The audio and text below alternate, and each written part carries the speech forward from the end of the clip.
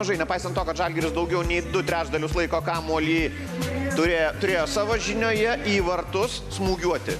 Netgi ne į vartus, į vartų plotą vis dėlto smūgiuoti.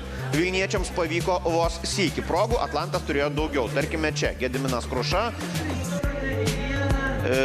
Tai, ką matome, štai tokių epizodų buvo ir įtariu, kad ir antrajame kėlinyje jų panašių dar gali būti.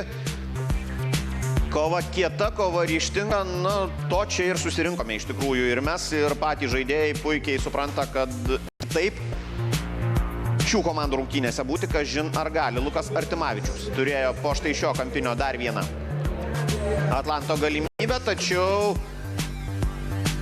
iki 38 minutės Žalgiriui pavyko sėkmingai gintis, pavyko apsaugoti savo vartus nuo praleistų įvarčių.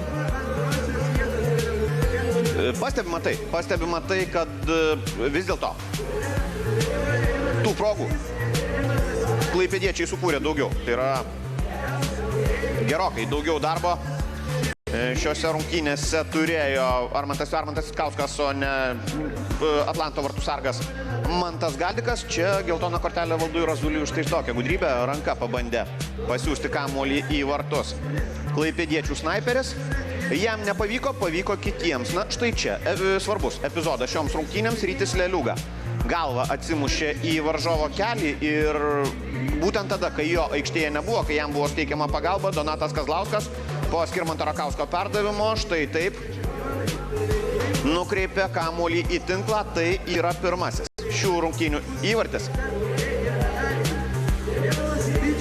Netrukus, aišku, pamatysime ir antrąjį šėlstantis vakarų frontas, šėlstantis iš džiaugsmo Atlanto futbolininkai jau po pirmosios tikslios atakos. Čia dar viena pražanga, dar viena geltona kortelė, šįsyk Lukai Peričiui.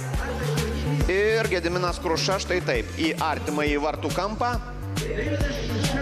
Tai yra antrasis Atlanto įvartis šiose rungtynėse. Taip, šoktelėjo gyvatvorę, paleido kamuolį po savimi ir Armantui Vitkauskui lieka tik priekaištauti komandos draugams.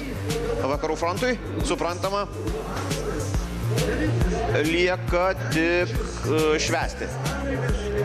Dar viena geltona kortelė už šią pražangą buvo parodyta Ramūnui Radavičiui. Darome trumpą pauzę, dar vieną, po kurios vėl grįšime į Klaipėdą.